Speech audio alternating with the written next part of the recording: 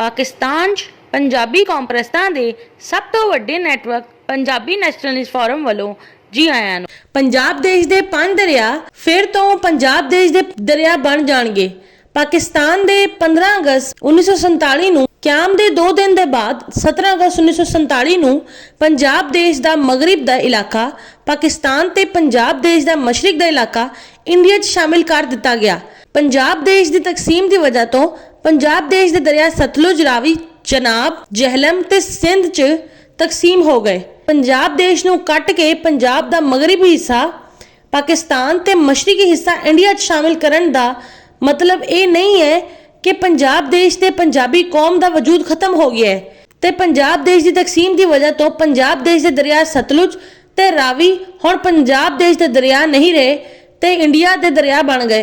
अलबत्ता पंजाब देश की तकसीम के बाद मशरकी पंजाब तो मगरबी पंजाब नूं आने वाले सतलुज ते ब्यास दरियावां दा पानी मगरबी पंजाब नूं नहीं मिल सकता क्योंकि दरिया के पानी के इस्तेमाल के लिए कोई बैनुल अक़वामी कानून नहीं है। इसलिए जिस जमीन ते दरिया पहले हुंदा है उत्थे ही रहन वाले दरिया का पानी पहले इस्तेमाल करते हैं।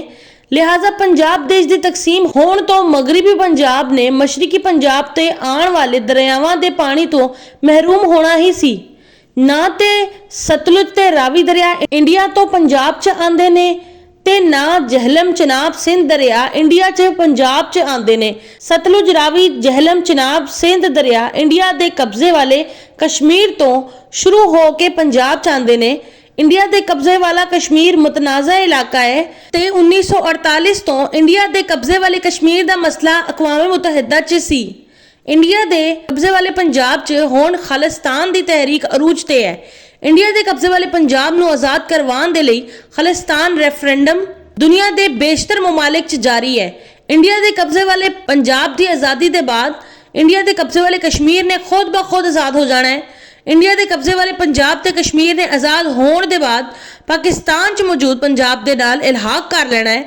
इस तो पंजाब देश के 5 दरिया सतलुज, रावी, जहलम, चनाब, सिंध फिर तो पंजाब देश के दरिया बन जाएंगे।